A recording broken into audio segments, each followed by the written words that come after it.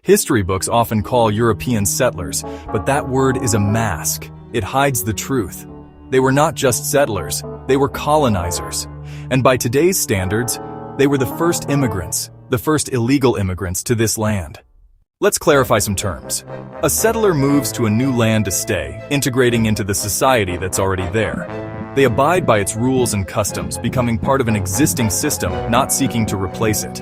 A colonizer, however, arrives to take over. Their purpose is to dominate the original inhabitants, replace their societal structures with their own, and ultimately erase the pre-existing culture, language, and history. And an immigrant, they also move to a new country. But the process requires seeking permission, following established laws, and joining a pre-existing nation-state. The key is consent from the host nation. So where do the first Europeans in the Americas fit? The story often paints them as brave settlers or hopeful immigrants, but their actions tell a different story. They didn't ask permission from the hundreds of distinct and sovereign indigenous nations that governed this land. They didn't respect their laws, their borders, or their right to exist. They didn't come to join a society. They came to destroy it and build their own on top of the ruins. This wasn't settlement. It wasn't immigration. By any standard, this was an invasion, a hostile takeover. It was and remains illegal colonization. Even before international law existed, morality did. Murder was murder. Theft was theft. Rape was rape. Enslavement was enslavement. These were genocidal crimes, wrong in themselves, and the colonizers knew it. That's why they created doctrines of discovery, myths of racial superiority, and religious excuses to mask their guilt as divine destiny. Let's call it what it was: invasion, genocide, crimes against humanity, acts of war, terrorism, theft of land, resources, and cultures. This was not settlement. This was criminal colonization. After seizing land through murder, rape, and theft, colonizers rewrote the rules to legitimize their crimes. They invented legal fictions like the Doctrine of Discovery, a framework declaring entire continents empty and available for the taking, willfully ignoring the ancient civilizations that had thrived there for millennia.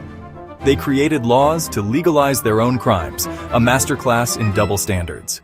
The violence they used to conquer was rebranded as pacification, while criminalizing the very same acts of self-defense if committed by anyone else. The law became a weapon to protect their spoils and punish resistance.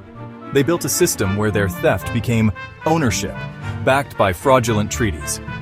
Their conquest was sanitized as discovery, erasing the millions who called these lands home. And indigenous resistance, the inherent right to fight for survival, was twisted into an illegal act of rebellion against their own invaders. This was not justice.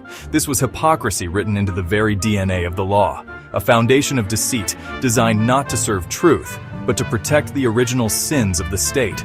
This framework, born from conquest, continues to uphold inequality, a constant reminder of its oppressive origins.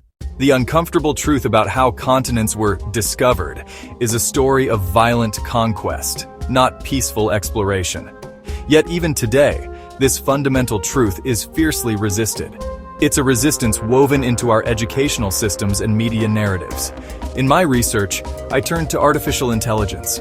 I asked direct questions about colonization, but the initial answers were evasive. I had to painstakingly guide the AI, like Google's, through scattered fragments of history, piece by piece, forcing it to look at evidence it was programmed to ignore.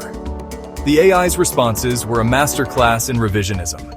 It consistently downplayed the crimes, softened the words, and neutralized the reality. Genocide became population decline, and theft of land became territorial expansion. When pressed, the AI retreated into a fortress of legalism. It insisted on the technicalities of treaties signed under duress and the legality of land claims based on doctrines created by the conquerors themselves, while meticulously avoiding any moral clarity. This is the exact same tactic colonizers have always used: bury the crimes in euphemistic language, reframe a violent invasion as a noble settlement, and turn mass atrocities into historical footnotes. The algorithm was simply repeating the original sin of the historical record. But they can build digital walls of sanitized language and program machines to forget. The truth remains. It remains in the land and in the stories passed down through generations of survivors.